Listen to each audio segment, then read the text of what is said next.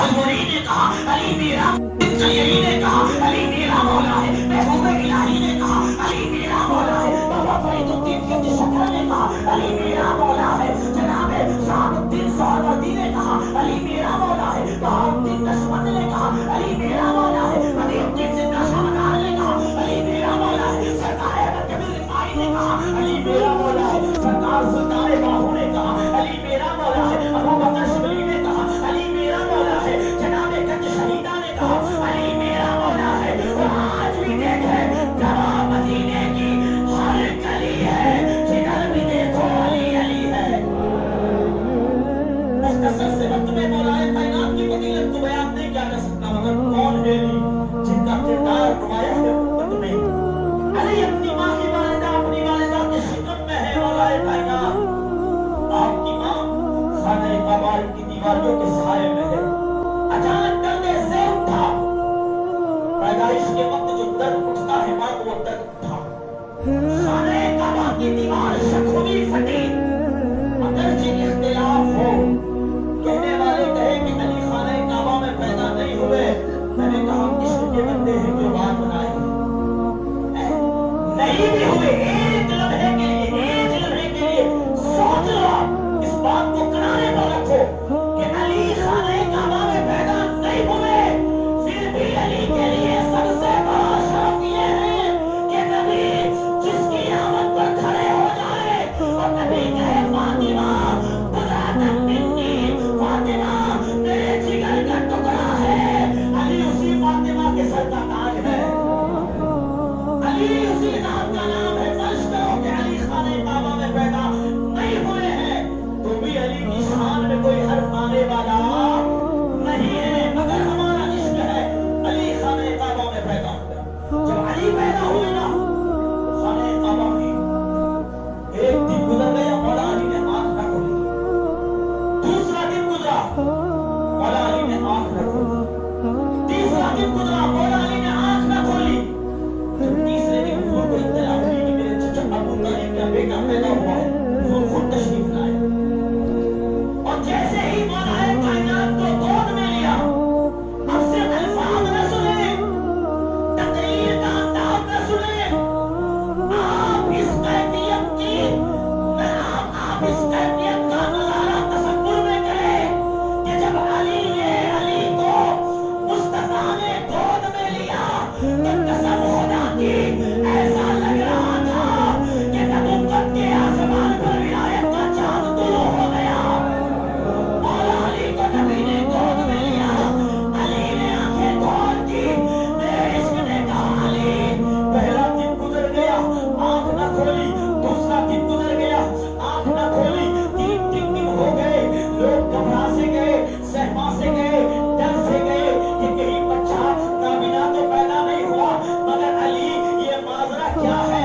جیسے ہی مصطفیٰ کی گود میں آئے آپ نے آنکھیں کھول دی تو مولا کائنات کے پروان سے آواز آئی، ارے بندے دیکھ تو صحیح، علی پیدا ہوا ہے خدا کے گھر میں، علی پیدا ہوا ہے خانہ کعبہ میں۔ تو علی کے دل نے چاہا کہ علی تیرا کردار ایسا ہو، علی تیرا رول ایسا ہو، علی تیری شان یہ ہو کہ تو پیدا ہوا تو خدا کے گھر میں پیدا ہوا، اور علی نے کائنات میں سب سے پہلے اگر کسی چیز کو دیکھا ہے تو چہرہ مصطفیٰ کو دیکھا ہے، حضور کے رخ کو دیکھا ہے، چہرہ رسول کو دیکھا ہے، علی کا نمایاں کردار ہے۔ مولا علی کو حضور نے غسل دیا، کس نے غسل دیا؟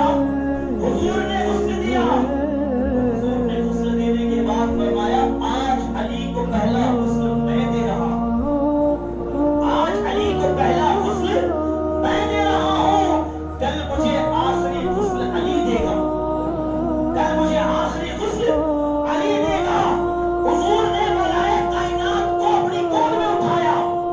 اچھا زمانہ بیتتا گیا، زمانہ گزرتا گیا، ایک وقت ایسا بھی آیا کہ گھر پڑ گیا، سوکھا پڑ گیا، تو ابو طالب کے بیٹے کثرت کے سے تھے، تو حضور پاک صلی اللہ علیہ وسلم اپنے چچا کے پاس گئے اور جا کر کہا چچا حضور میں یہ چاہتا ہوں کہ ہم مل کر کے اپنے چچا کے تھوڑے بوجھ کو ہلکا کریں۔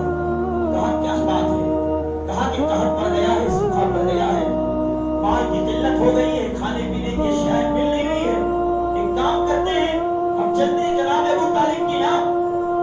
بچے کو آپ لے لو، ایک بچے کو میں لے لیتا ہوں تاکہ ان کا تھوڑا بہت ہلکا ہو جائے. ٹھیک ہے گئے.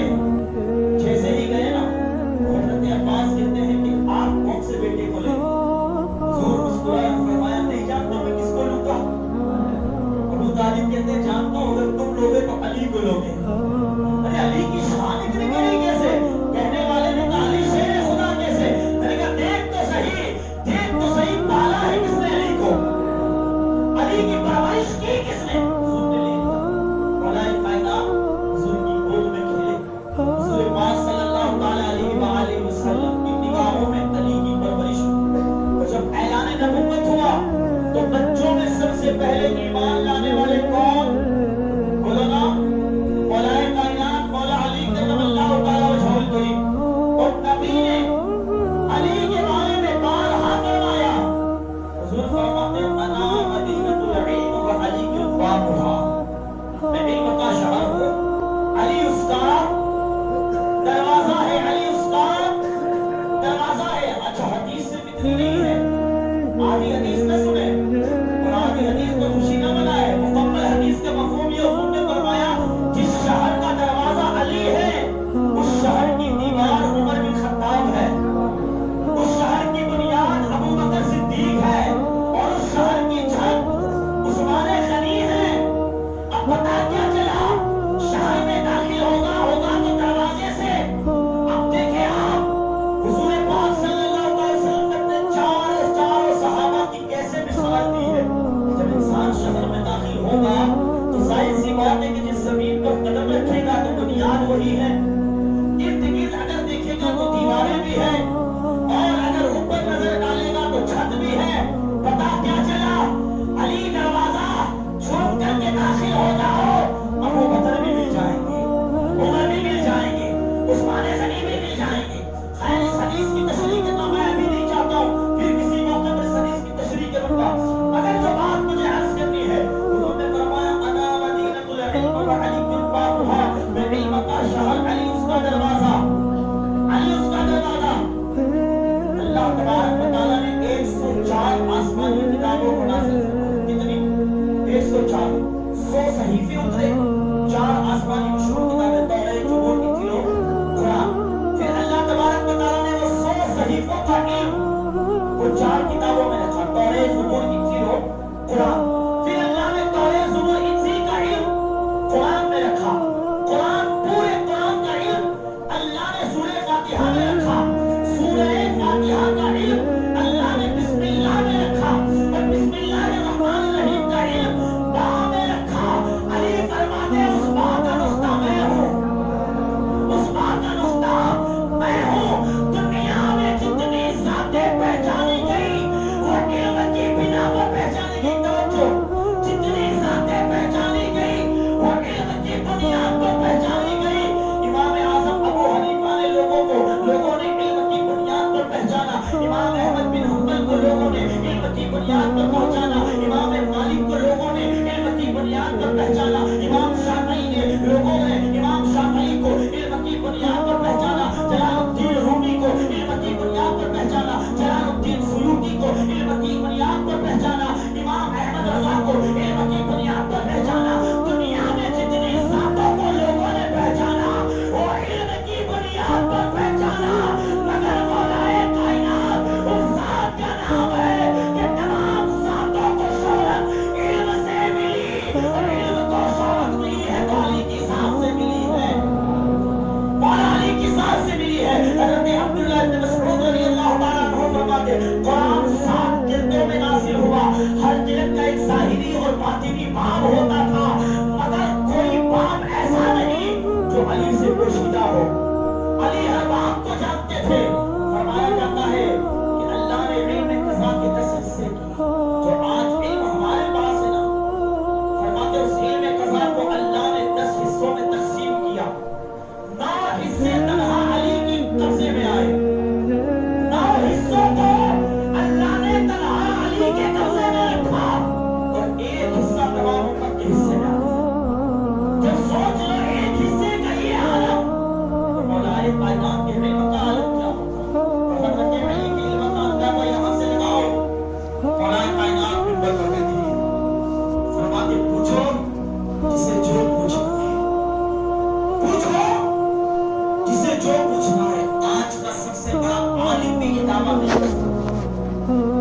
जिम्मेदारी के साथ ये दावा सबसे बड़ा आलिम भी नहीं कर सकता है। इसलिए कि कुछ मसाइल ऐसे होते हैं जिसमें तबकात उलमा भी उलझ जाते हैं, वो अपने बड़ों का सहारा लेते हैं।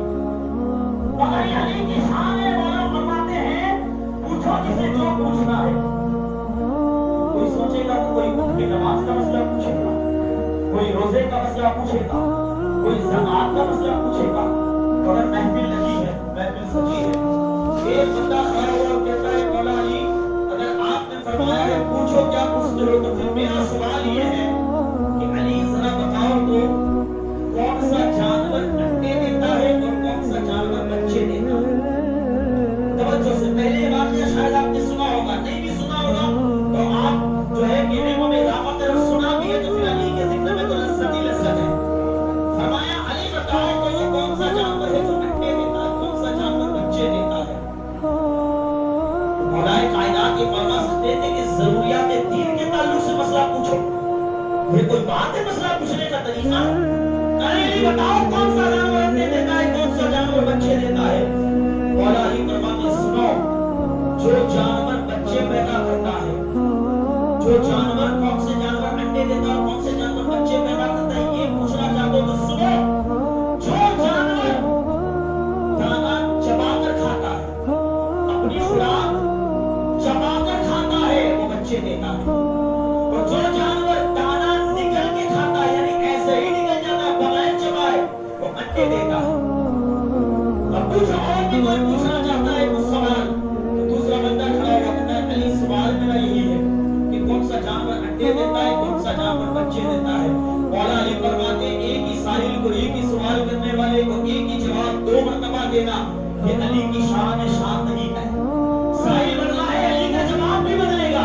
मौला अली फरमाते सुनो, जो जानवर अपने बच्चे को दूध पिलाता है वो बच्चे देता है, और जो जानवर अपने बच्चे को दाना चुगवाकर खाता है वो अंडे देता है। तीसरा साहिल खड़ा होकर अली बताओ कौन सा जानवर अंडे देता है, कौन सा जानवर बच्चे देता है। मौला अली फरमाते फिर सवाल करने वाला बदल गया है, अली के दर की भीख और बदल जाएगी। मौला अली फरमाते सुनो, जिस जानवर के कान दाहल है वो बच्चे देता है, और जिस जानवर के कान अंदर है वो अंडे देता है। पूरे मजमे में सन्नाटा छा गया। अली फरमाते हैं लोगों क्या समझते हो, अगर अल्लाह तुम्हारी उम्र भी कयामत तक कर दे और अली की उम्र भी कयामत तक कर दे, तुम एक ही खुराक कयामत तक करते रहो। अली अलग अलग अंदाज से उसका जवाब देता रहेगा, अली अलग अलग तरीके से उसका जवाब देता रहेगा। नबी ने ऐसे नहीं फरमाया अना मदीनतुल इल्म व अली दरवाज़ा, मैं इल्म का शहर हूँ, अली उसका दरवाजा है। ये शान मौला अली की है। सुनो आपको शेर खुदा वक्त बहुत दामनगीर है, वक्त बहुत दामनगीर है। शेर खुदा कहा जाता है और आपको हैदर कहा जाता है। क्या कहा जाता है? हैदर। हैदर का माना क्या है जानते हो? हैदर का माना होता है शेर। क्या होता है? शेर। मगर शेर के भी अलग अलग नाम होते हैं। शेर जो होता है उसके नाम अलग अलग होते हैं। आप कहोगे मौलाना अलग कैसे? बिला तफसीर और तफसील में आपको समझाने के लिए अर्ज करता हूँ। सुबह से लेकर के शाम तक, रात तक, ये पूरा वक्त दिन में शुमार होता है। क्या होता है? दिन कहते हैं उसको। क्या कहते हैं? दिन कहते हैं। और रात को रात उर्फ़े आप में कहा जाता है। मगर दिन में भी अलग अलग वक्त होते हैं, है ना? दोपहर होती है, शाम होती है, रात में भी पहला पहर होता है, दूसरा पहर होता है, तीसरा पहर होता है, अलग अलग नाम होते हैं। हैदर के माने शेर है, मगर शेर की भी अलग अलग कैफियत होती है। अब कैफियत कैसी? जब शेर, तवज्जो से, शेर अपनी गुफा में अपने पैरों को समेट करके आराम से बैठा हो, सुकून से बैठा हो, उसे असद कहते हैं। क्या कहते हैं? बोलो ना, असद कहते हैं। असद का माने भी शेर है, मगर उस बैठने वाले शेर को असद कहते हैं। असद क्या कहते हैं? बोलो ऊंचा बोलो। असद कहते हैं। जब वो शेर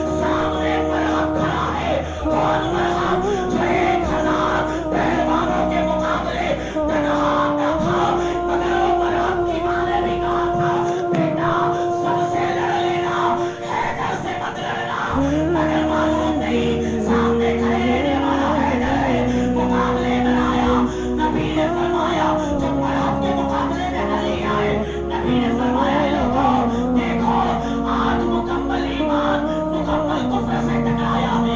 अली मुकम्मल ईमान है और अब कुफ्र मुकम्मल कुफ्र है। अब मैं बात को ज्यादा फैलाना नहीं चाहता हूँ मगर मेरे अजीजों ये हैदर का मतलब यहाँ समझाना चाहता हूँ। अली जब मरहब के मुकाबले में आए या मरहब अली के मुकाबले में आया तो मरहब ने क्या कहा, ए अली मुझसे लड़ना ये तुम्हारे बस की बात नहीं, इसलिए कि मेरी माँ ने मुझे शेर की तरह पाला है। तब अली ने फरमाया था तेरी माँ ने तुझे शेर की तरह पाला है, सुन मैं वो हूँ अनल्लज़ी सम्मतनी उम्मी हैदरा, तुझे तो शेर की तरह पाला गया है, मुझे तो मेरी माँ ने शेर ही पैदा किया है।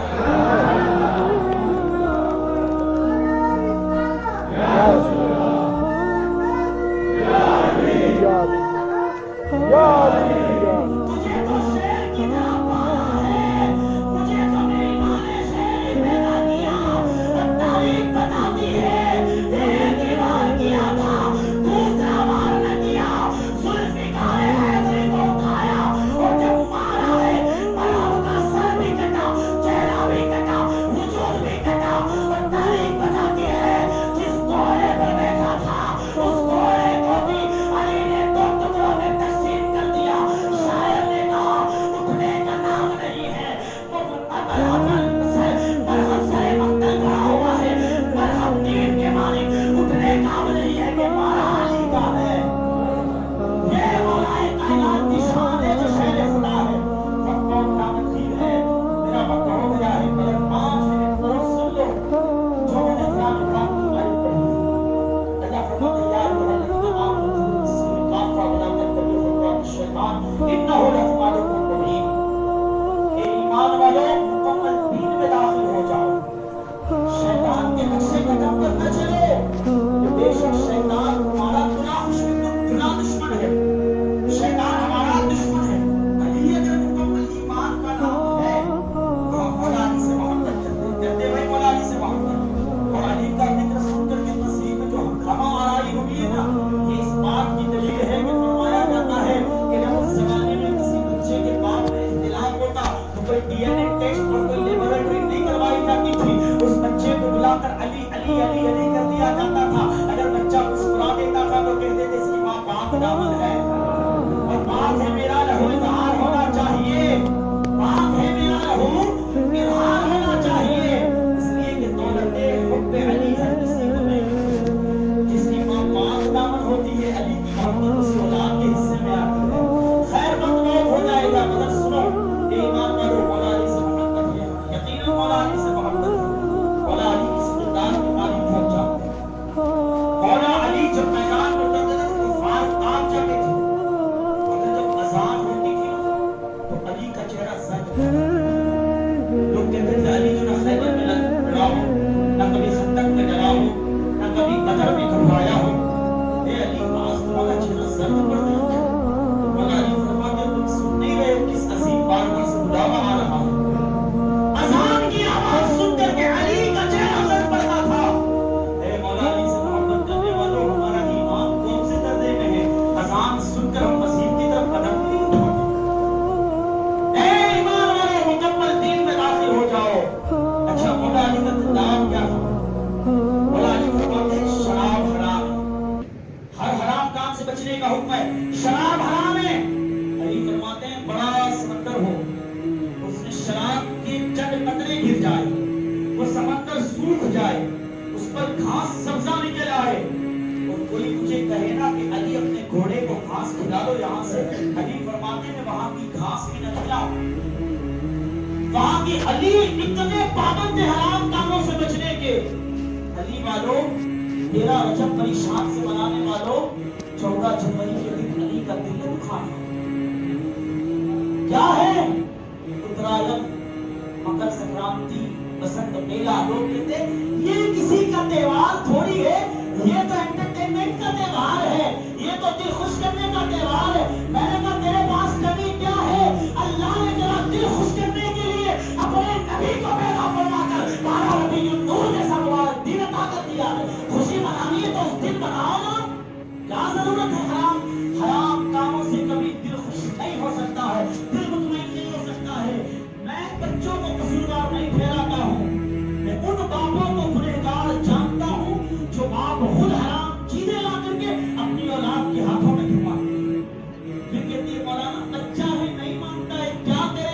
फिर 18-20 साल का बच्चा होकर के फिर जब तुम्हें आंखें दिखाए ना, फिर जब तुम्हारे सामने जबान लड़ाए ना, फिर बाप को दहलीज पर उठा करके रुलाए ना, फिर पीर साहब के पास मत जाना, फिर इमाम साहब के पास मत जाना, फिर किसी आमिर के पास मत जाना कि मौलाना तावीज दे दो, बच्चा नाफरमान हो गया है। अरे नाफरमान तूने ही किया है।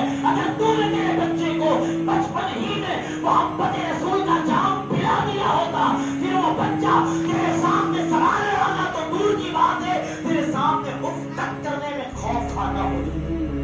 मगर अफसोस क्या, हम अपने बच्चों को हराम काम की तरफ रग़बत दिलाते हैं और फिर हम कहते हैं कि मौलाना बच्चे हासिल करते हैं। खुदा ना इन आने वाले दिनों में अपने बच्चों को हराम काम से रोको। ये जिम्मेदारी सिर्फ मस्जिद के इमाम की नहीं है, गांव के सरबराहों की नहीं है, हर घर के फर्द की ये जिम्मेदारी है कि अपने घर को इन हराम कामों से बचाए।